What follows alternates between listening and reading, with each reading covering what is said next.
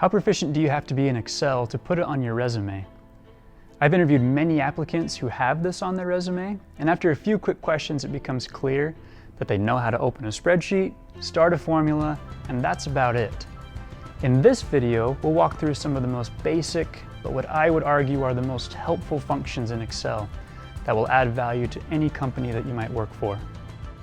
Many senior managers and leaders don't know how to proficiently use Excel. So if you can master some of these, you'll be in the spotlight for doing what they think are difficult things, when in reality, they're very simple.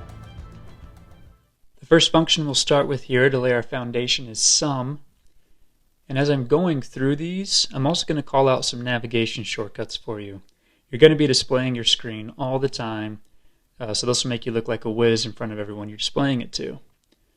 The first thing I'm going to do is generate some random data. So I'll type in a 1 and a 2. If I were on Windows, all you have to do is grab this bottom right corner and drag it down. Here on the iPad though, I have to hit fill, and then I can grab that bottom right, drag it down however long I want. Now all I want to do is add up the numbers in my column here. So to start my formula, I'm going to type the equal sign and begin typing the formula I want to use. You'll see that Excel is going to start generating a list of formulas, and if I continue typing, eventually it'll narrow it down to the one I want. I can hit Tab and immediately be thrown in to my formula here. So I'm going to hit the up arrow to select my first cell that I want to add up, and I'm going to hold down Shift and then use the up arrow to expand my selection. It's going to highlight everything above. I can use the down arrow to go down.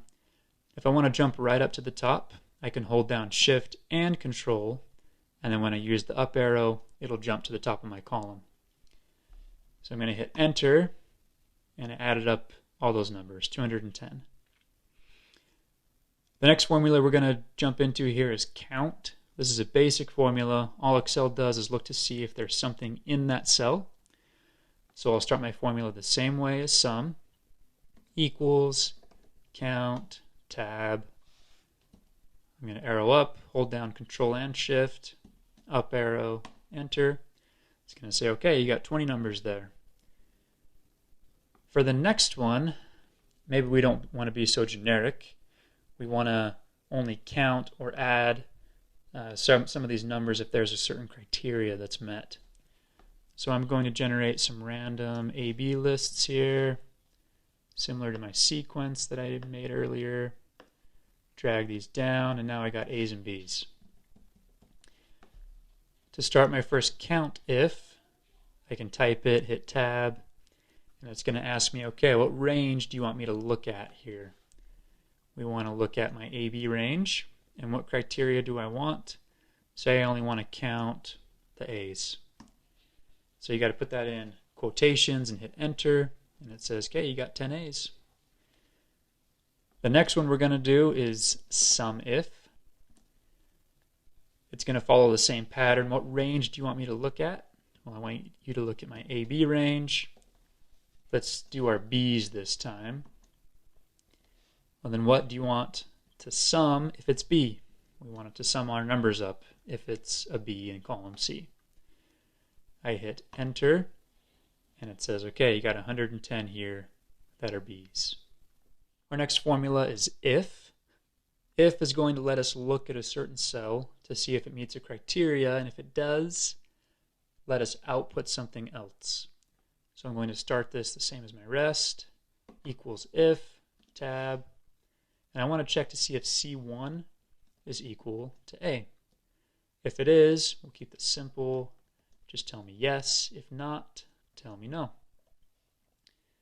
And this says yes, C1's definitely an A. Now there's multiple ways that you can copy this down. The first way, if you're on Windows, just drag this down. If you're on the iPad, hit fill and drag down. Now if you hit Control Z, that will undo, which I want to do because I want to show you a different way to do this. Before that though, I'm going to show you a quick shortcut. If you hold down Control and just use the arrow keys, you'll see that your selection starts jumping around. It's going to jump around based on the cell that you start in. So if I start in a non-empty cell like C1 here, and I hit Control down, it's going to jump down to the last non-empty cell. You can see there's an empty one here, so it didn't jump down to my 3s here. So I'll jump back up. If I jump over, it's going to jump to the next non-empty. So I'm going to hit Control C. That's going to copy this cell. I'll jump over to my column C, jump down, come up to the row that I want, hit Control Shift up, which will select all the cells in between, and I hit Control V to paste. You'll see that all it's done is changed the reference cell, C2, C3, C4, as I copied it down. Now we're going to wrap up this tutorial with, in my opinion, the two most used and helpful tools in Excel. One is a formula, Vlookup, and the other is a pivot table. We're going to start with Vlookup. What this function allows us to do is to give Excel a reference to look up in a separate data set. And if it exists there, to return a different value from that same data set. Now it's hard to wrap your head around that explanation. We walk through a tangible example in the next video, so be sure to check that out. All I'm going to do here is show you how to use that formula. So we're going to check to see if the number 15 exists in this data set here, and if it does, tell me if it's an A or a B. So we'll start this formula the same as the rest, equals Vlookup, hit tab. Now I want to look up 15 in this table here. I'm going to Control Shift the table that I want, comma, and now what it's going to ask is, well, what do you want me to return? What column do you want me to return? And so it's looking for a number here. So column C is the 1, 2, 3, the third column here. Hit comma, and this fourth input, you can Google what you're supposed to put in there. I rarely ever put anything in there, so I'm just going to hit enter, and it's going to return an A. 15 is an A. So it gives me the reference field for the input that I gave it. Now I've moved over to Excel on Windows to do the pivot table example. In order to do that, we need column headings here. So I'm going to insert a row, type in my column headings, and then I'm also going to delete columns B and D to make it a little easier here. Once I do that, I go to the Insert ribbon up top. I hit Pivot Table, and it's going to guess what table I want. I'm going to adjust it here to be what I actually want to select. And then normally it'll put it on a new worksheet. I'm going to put it on the same one to demonstrate this for you. You'll see over on the right here, I have my 3 fields, and I can easily drag these down and move them around to the columns if I want. I can put a filter on if I want and only select certain ones. What I'm going to do though is I'm going to drag my yes/no column into my rows and then drag my quantity down. And it's going to automatically sum up column A according to my no's and yeses. It does what SUMIF did. Now if I want to change that from sum, I can go to my field value settings.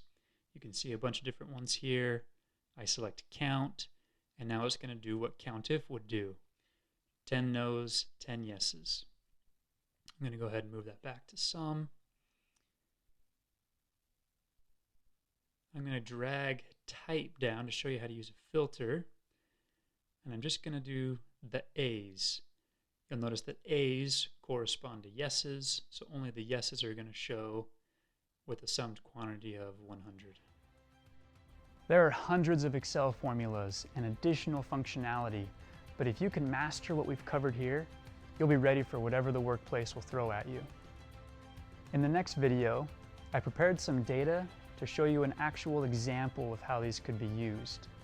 It's helpful to have them explained, but it starts to sink in once you see how they are actually used. So be sure to check it out.